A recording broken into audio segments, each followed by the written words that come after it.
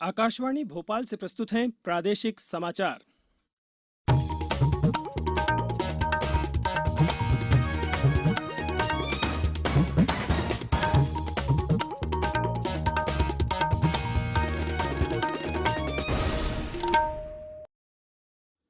नमस्कार, समाचारों के साथ मैं नवनीत चौबे।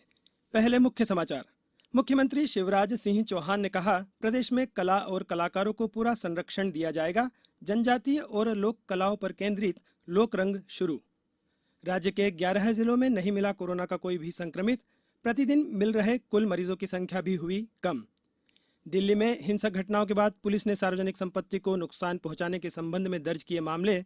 और 18वीं फेडरेशन कप जूनियर अंडर 20 राष्ट्रीय एथलेटिक्स चैंपियनशिप के पहले दिन मध्य प्रदेश को मिले 3 पदक। अब समाचार विस्तार से। राजधानी भोपाल के रविंद्र भवन में कल गणतंत्र दिवस के अवसर पर जनजातीय और लोक कलाओं के 36वें राष्ट्रीय समारोह लोक रंग का शुभारंभ करते हुए मुख्यमंत्री शिवराज सिंह चौहान ने कहा है कि कोरोना के कारण प्रदेश की अर्थव्यवस्था बुरी तरह प्रभावित हुई है, परंतु प्रदेश में कला और कलाकारों को पूरा संरक्षण दिया जाएगा तथा इनका निरंतर संवर्धन किया जाएगा। मुख्यमंत्री ने कहा कि हम अपने कोरोना वॉरियर्स को शत शत नमन करते हैं, जिनके कारण आज हम उत्सव व आयोजन कर पा रहे हैं। लोकरंग के अंतर्गत आज लोकराग में पश्चिम बंगाल का बाउल गायन और मध्य प्रदेश का बुंदेली गायन होगा। भीली कलाओं आधारित समवेत नृत्य की प्रस्तुति होगी। मध्य प्रदेश, महाराष्ट्र, उड़ीसा, उत्तर प्रदेश, उत्तरांचल, राजस्थान और कर्नाटक राज्यों के जनजातीय तथा लोक नृत्य होंगे। लोकरंग में 27 से 29 जनवरी तक दोपहर 2 बजे से बच्चों की फिल्म उल्लास प्रदर्शित की जाएगी। प्रतिदिन दोपहर 2 बजे से आयोजित शिल्प मेला में विविध माध्यमों के शिल्पों का प्रदर्शन और विक्रय किया जाएगा। देशज व्यंजनों का स्वाद भी यहां लिया जा सकेगा।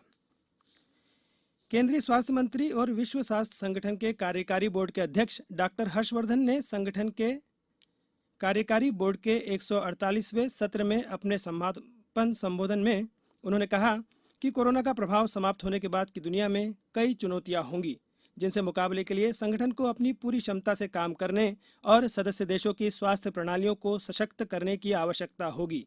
डॉक्टर हर्षवर्धन ने यह भी कहा कि वर्ष 2020 वैज्ञानिकों और अनुसंधानकर्ताओं के लिए उपलब्धियों का वर्ष रहा है और इसने विश्व को एकजुट होने का अवसर भी दिया है। उन्होंने कहा कि इस सहयोग के सत्परिणाम सब तक समान रूप से पहुंचे, इसके लिए सदस्य देशों को मिलजुल कर काम जारी रखने की आवश्यकता है। सरकार ने कहा है कि देशव्यापी कोविड टीकाकरण अभियान के अंतर्गत 20,29,000 से अधिक लाभार्थियों को टीके लगाए जा चुके हैं। देश भर में गणतंत्र दिवस समारोह को ध्यान में रखते हुए कुछ राज्यों में टीकाकरण के सीमित सत्र चलाए गए। केंद्रीय स्वास्थ्य मंत्रालय ने कहा है कि 5 राज्यों में 5,615 लाभार्थियों को टीके लगाए गए। ये राज्य हैं आंध्र प्रदेश, कर्नाटक, राजस्थान, तमिलनाडु और तेलंगाना। प्रदेश में कोरोना के नए मामलों में लगातार कमी देखने को मिल रही है। बीते 24 घंटों में कोरोना के 228 नए मामले सामने आए हैं, जबकि 2 लोगों की मौत हुई है। इसके बाद राज्य में संक्रमितों की कुल संख्या 2,54,085 और मृतकों की संख्या 3,793 हो गई है। प्रदेश भर में 19,329 सैंपलों की जांच रिपोर्ट प्राप्त हुई। राज्य में अब तक 2,47,073 मरीज कोरोना को मात देकर अपने घर पहुंच चुके हैं। इनमें 515 मरीज कल स्वस्थ हुए। अब प्रदेश में कोरोना के सक्रिय प्रकरण 3,219 रह गए हैं। स्वास्थ्य विभाग द्वारा कल जारी कोरोना से संबंधित हेल्थ बुलेटिन के अनुसार नए मामलों में इंदौर में 23, भोपाल में 81, जबलपुर में 13 और बड़वानी में 10 के अलावा अन्य जिलों में 10 से कम मरीज मिले हैं। इनमें 11 जिले ऐसे भी हैं जहां आज नए प्रकरण शून्य रहे। अब समाचारों में वक्त है एक ब्रेक का। कोविड-19 से बचाव और सुरक्षित रहने के 3 उपाय। मास्क लगाएं, 2 गज दूरी है जरूरी, सुरक्षित दूरी रखें, हाथ और मुंह साफ रखें।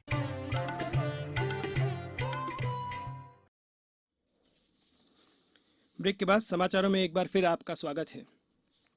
राजधानी दिल्ली में किसानों के विरोध प्रदर्शन के दौरान हिंसक घटनाओं के बाद दिल्ली पुलिस ने कानून के उल्लंघन, दंगा करने, सार्वजनिक संपत्ति को नुकसान पहुंचाने और हथियारों के साथ सरकारी कर्मियों पर हमला करने के बारे में मामले दर्ज किए हैं।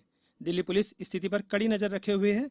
किसानों की ट्रैक्टर रैली के दौरान पुलिस और किसानों के बीच कल पूरे दिन संघर्ष जारी रहा। हिंसक घटनाओं में 86 पुलिसकर्मी घायल हुए हैं। पुलिस ने कहा है कि आंदोलन से सरकारी संपत्ति को काफी नुकसान पहुंचा है। दिल्ली पुलिस ने कहा है कि भीड़ में से कुछ लोग लाल किले की प्राचीर पर भी चढ़ गए, जहां उन्होंने अपने संगठनों का झंडा फहराया। दिल्ली के पुलिस आयुक्त एसएन श्रीवास्तव ने कहा कि कई दौर की बैठकों के बाद ट्रैक्टर रैली का समय और मार्ग तय किया गया था। आंदोलनकारियों ने शर्तों का उल्लंघन किया और निश्चित समय से पहले उन्होंने रैली शुरू कर दी और बाद में हिंसा का रास्ता चुना। राजधानी भोपाल में आयोजित 18वीं फेडरेशन कप जूनियर अंडर 20 राष्ट्रीय एथलेटिक्स चैंपियनशिप 2021 के दूसरे दिन कल मध्य प्रदेश राज्य खेल अकादमी के खिलाड़ियों ने डिस्कस थ्रो में 2 और पोल वाल्ट में 1 पदक सहित कुल 3 पदक अर्जित किए। वहीं बालिकाओं की 10,000 मीटर पैदल चाल में उत्तराखंड की रेशमा पटेल ने नया नेशनल रिकॉर्ड बनाया। खेल और युवा कल्याण मंत्री यशोधरा राजे सिंधिया ने प्रदेश के पदक विजेता तीनों खिलाड़ियों को बधाई दी।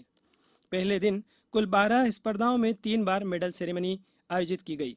भोपाल के तात्या टोपे स्टेडियम में 26 जनवरी से खेली जा रही एथलेटिक्स चैंपियनशिप का समापन खेल मंत्री यशोधरा राजे सिंधिया की अध्यक्षता एवं भारतीय एथलेटिक्स महासंघ के अध्यक्ष ओलंपियन आदिल सुमरीवाला के मुख्य आतिथ्य में होगा। गणतंत्र दिवस के कार्यक्रम में श्रेष्ठ प्रदर्शन करने वाली परेड एवं झांकियों को कल राज्य स्तरीय पुरस्कार प्रदान किए गए हैं। परेड के लिए प्रथम पुरस्कार हॉक फोर्स को, द्वितीय पुरस्कार मध्य प्रदेश विशेष सशस्त्र बल को तथा तृतीय पुरस्कार जेल विभाग को प्रदान किया गया। झांकी प्रदर्शन के लिए प्रथम पुरस्कार जनजातीय कार्य विभाग को एवं दूसरा पुरस्कार पुरातत्व अभिलेखागार एवं संग्रहालय को तथा तीसरा पुरस्कार सामाजिक न्याय विभाग की झांकी को प्रदान किया गया। सतना शहर का सुनियोजित विकास कर इसे महानगर के रूप में विकसित किया जाएगा।